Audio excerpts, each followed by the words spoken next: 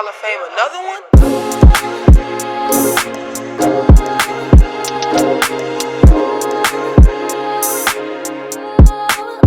Hey, what's up, everybody? Welcome to another episode of Bench Starters. Noel, this is James. I know it's been a minute since we came together. How long has it been? April since the last time we made one of our like a real sit down episode. Yeah, like a sit down episode. It's been a while. It has. Much has occurred in the NBA, and we're kind of here to talk about that today. Today they released all NBA teams. We actually had an episode back in April where we decided to, we thought the season was over, so we're gonna, drop our teams, who we thought was gonna make all NBA first team. Before we continue with this, go like and subscribe. We're gonna have our Twitter handles underneath. Our Instagram page should be on the top right or top left. So we would love, and then comment. Like if you disagree, agree with us, we would love all the comments. We would love the shares. So do all that for us. Even if you want to just show a little love, appreciate it, man. Appreciate it. But we decided to drop our all NBA first, second, and third team award winners, things like that. Now, keep in mind that we picked these with the season being over. At that point, we did not think the NBA was going to come back, as a lot of you probably did as well. Let's go ahead and get right into it. So, on my All-NBA first team, I had Kawhi, Luka, LeBron, Giannis, and AD. At that point, I had thought, I was a little iffy on Kawhi just because, the load management. But I had thought he had played well enough and had put up his best statistical season to the point where I thought he was he's the All-NBA first team talent for sure. But I had thought he had put up the numbers and had led the Clippers to, farther than I think that anybody. Everybody thought they were going to be great, but I thought farther than they would have ever gotten. But obviously, talking today, they just got bounced. So, I thought he was an All NBA first teamer, but and so as far as you, James, I had pretty much the same team. I had LeBron, I had AD, I had Giannis, Kawhi, and James Harden. So my choices for those were always just, the two MVP candidates that I thought were the most clear cut. And then you had James Harden, who also probably was around the same MVP candidate. And Kawhi Leonard, his impact, he scored the ball, he defended really well. And these are regular season awards, so, as we're filming, we just saw the Clippers lose yesterday to the Nuggets. But, this is a regular season award, and, I feel like when the NBA put theirs out, I think they say that they vote those before all that stuff happens, but I think it's also like, oh, well, he lost, so we don't have to reward him this year. Mm-hmm. However, that's my opinion, but I think all those guys played to first team level ability. Even Luka Doncic played to a first team level ability, for this year. So that as far as that goes, the league itself decided to go with Giannis, LeBron, James Harden, AD, and Luka. So we both got 4 out of 5 right. So pretty spot on, I would say.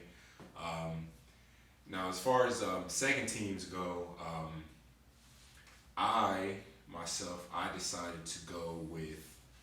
Oh no, let's go with your second team first. Let's go with your second team. Okay. It's been really crazy seeing from these past couple of years how we've been seeing kind of like the teams that can shoot the ball really well, been winning championships. They've really been trying to almost get Steph almost killed us in the position. Yeah. But it's crazy since he's not playing this year how important big men have been in this playoff. So seeing AD kill is crazy. And he's winning games with LeBron. But the first person on my list is Nikola Jokic.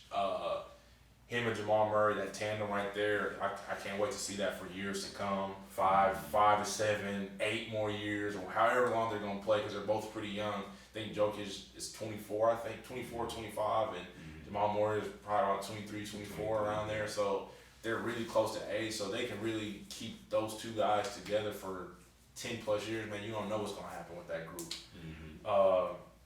And he's been playing probably like the best center. Yeah, I mean, I would say so.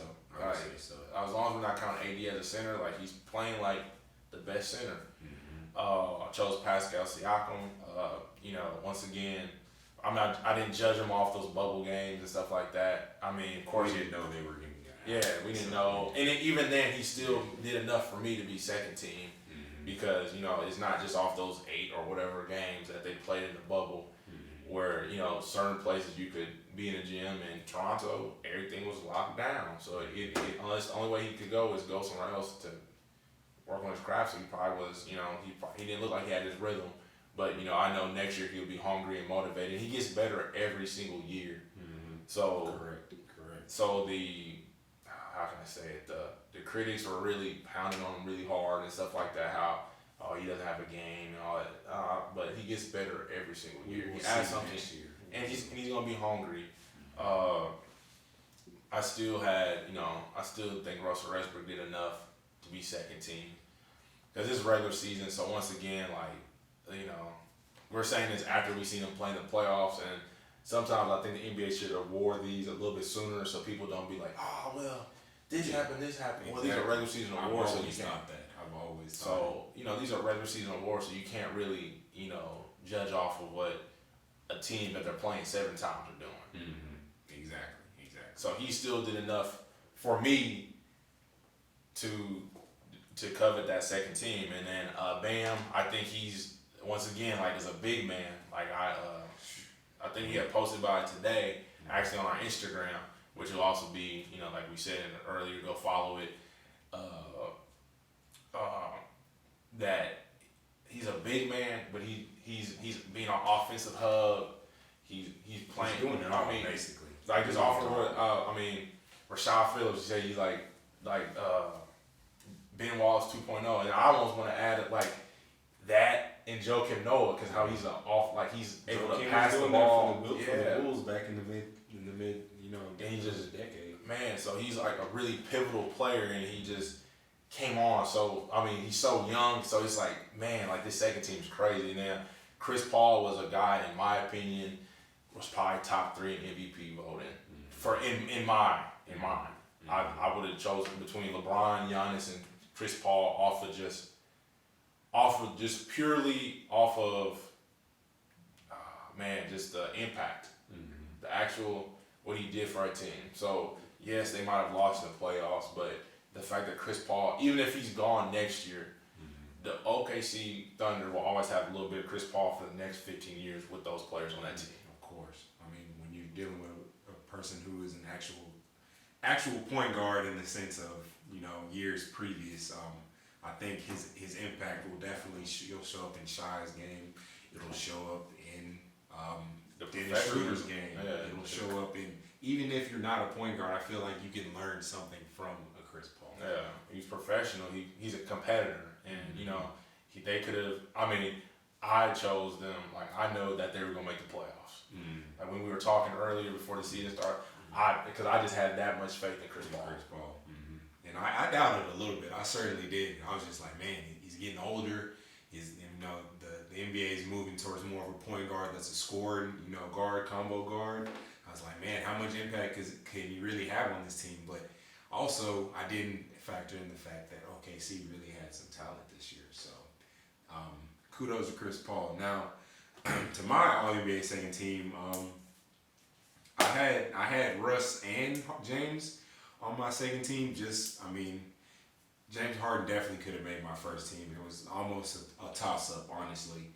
I had both of them just because, if you're not going to have him on your first team, he's definitely on your second team. James Harden is, the leading scorer in the NBA the last 3 years. That speaks for itself. Russ meshed in with Houston's attack very well in, kind of I guess we'll call it the second half of the season. As far as when the clock turned to 2020, he definitely turned it up a notch. He averaged, in the regular season, 28 and 7. I feel like that's ridiculous when you have James Harden averaging 31 what is he average? 34, 35? Something crazy. It was ridiculous. So, and then I had Dame, which to me, Dame is like, I feel like you just can't say enough about like Dame, the overall like person, like the way he was able to lead Portland and in the bubble, to the point where they were actually considering them a threat against the Lakers, which I mean, most people who knew basketball enough knew they weren't really a threat. But it seemed like at the time he was playing so well, it was like, wow, what are they gonna do with him? So he definitely played well enough to get on the same team. And then of course Pascal. I mean, I just like Pascal overall as a basketball player. I think he's what you want, even if he didn't play too well in the playoffs. I mean, he's just kind of what you want. He hustles. He plays defense. He has a little bit of everything in his game. It seems like he works hard, and that I value that in a basketball player as well. He just seems like he works hard. And then we had Jokic, and I mean, we can't really say enough about what he's done, leading him along with Jamal Murray, leading the Nuggets to the Western Conference Finals. So I mean, I think that kind of speaks for itself. Now, as far as the teams that the NBA thought, they threw Kawhi, Jokic, Dame, CP3, and Siakam. So we were pretty. I mean, you especially were pretty spot on with the Chris Paul pick and and Jokic and Pascal, and I had Dame on mine as well. So we kind of like, again, this is just what we saw. This is what we thought. This was with our eyes, and I mean, I know that they're going and voting and there's other stuff that plays into them choosing those guys, but I mean, what I saw was like, and then remember, like, I left Dame out of my list, and then we probably should have revised it and came back and did it. However, I liked all my guys on my list, so, and Dame was scratching and clawing to get there. So, like, the fact that I don't know what year it is, so, like, he has some other guys. He was drafted in 2012, I believe. So he's in year 8 right now. Yeah, I think so. So he's scratching and clawing to get that 8 seed. So that was a big thing for me. And then so for my third team, I just chose. I mean, it's kind of how the league works most of the time. That the younger guys kind of get pushed back. Just kind of like there's sometimes there's younger guys in the All-Star game that probably should be starting, but don't get enough fan votes. So for me, it's kind of like they're gonna have their time. So I had Trae Young and Luka Doncic on my third team, and there's like no hate in this at all. But those other guys still play very pivotal positions on the team, and all these guys did. Now Trae Young and the other guy on my list, Bradley Beal, their team didn't make the playoffs. However, this is an all NBA team, and those guys went out every single day, competed and played hard, and try to get a dub every single night. And they're special talents. We can't really say enough about the talent that is a Trae Young in his second year, and Bradley Beal, who's worked himself into a premier shooting guard in this league. So probably, I mean, outside of, if you want to call James Harden a shooting guard because he has the ball in his hand so much, off a guy who truly plays the shooting guard position, he probably is the best shooting guard. So yeah, and then it looks like you got Jason Tatum. And I think he took another step this year. He did. He and definitely did. There's a lot to like about Tatum. Man, like really everything. There's nothing Tatum Tatum defense doesn't have. He understands the game. He scores the ball with the best of them, and he's so young that he's only going to get better. So it's crazy. So those three of Luka Doncic, Trae Young, and Jason Tatum is going to be amazing. They're going to be the face of the league for sure. They're definitely going to be, for years to come, they're going to be the guys, so to speak. So let's just hope that Atlanta can surround Trae Young with the necessary teams, as Boston and Dallas has kind of already done that. He hasn't had that chance yet. So and Atlanta's growing, so Atlanta got some young guys on there. And then I chose Joel Embiid. Sometimes people do question his other stuff, like maybe like him not able to lose weight. But also, I always tell people from a standpoint of, I've had 3 knee surgeries, and sometimes it is probably harder for him to lose weight because people don't understand, like, when you're trying to do extra cardio during the season, that's energy, and that probably wears down your body. So you guys talk about load management. If he has to get down to a certain weight, guess what? That means if he's doing extra workouts to meet a certain criteria, a certain weight, that's workouts. Right. That's stuff that he has to do. Yes, his diet, but also other stuff to stay at that weight. And you know what I'm saying? Even with like I'm seeing people talking about low management is dead. Understand that a lot of these players probably truly want to play every single game. But you can't. It's just not that kind of league anymore. If your body can't do it, they still want to win. If they have a chance to win, they're gonna do it. You know what I'm saying? But I think the most important part is just them being able to just stay healthy and being able to compete at the highest moments. You know what I'm saying? And that's the hugest thing is understanding that no player truly wants to be hurt. No player begs for that. So understand that like if you guys do see players low management or you do think that they're maybe a little sluggish or not playing hard, understand these are professional athletes. This isn't a time to pick up 2K and you think that, you know, they're robots or whatever. No, these are professional athletes and their body does hurt. It's no excuses though. I'm not making excuses why people lose or they don't work hard. But it takes more, it's more to it than just, we'll just get out there and play. For sure. Facts. So for my third team, I also as well had Jason Tatum and Joel Embiid. I threw CP3 on there.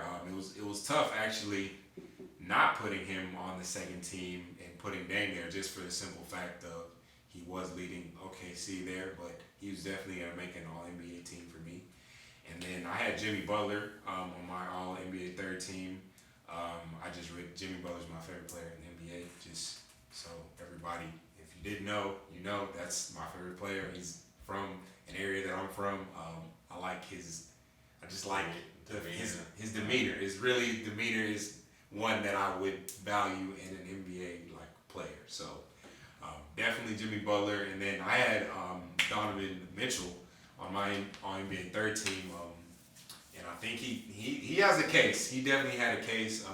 There's a lot of deserving players, and there's a lot of people that we just had to leave off. But I think he made a case as well, and especially if you watched him in the playoffs this year, he definitely did his part to like help Utah win the series. And players are turning the curve. So like I've been saying so much, like players are turning the curve into superstardom. So there's players that you saw in the playoffs this year, like man, like what you guys remember the regular season award, but there's those young guys like Jamal Murray, like we spoke of, years of Bradley Beal still left, Trae Young, Donovan Mitchell. There's gonna be Ja Morant's coming up. Like there's so many guys that will be deserving, but it's only 15 spots. So I think the thing is understand that all these guys are valuable to their franchise and to the league. So, out of 15 guys you had to choose, most of the time, and think about this, Paul George was on the team last year. He didn't make the team this year. He wasn't he All NBA second team, I believe, last year. So. He was when he was with OKC, and like now he doesn't even. And maybe it's because he didn't play enough games to be, because he had his double shoulder surgery, so correct. He probably would have been eligible for it. Correct. But and stuff like that does happen. So like there's great players all the time that are left off the list or left all-stars, but for us it doesn't mean that they're less of a player in the least bit. So as far as the NBA was concerned, Tatum, Jimmy Butler, Rudy Gobert, Ben Simmons, and Russ was that completes the All NBA teams. So I think we did pretty well.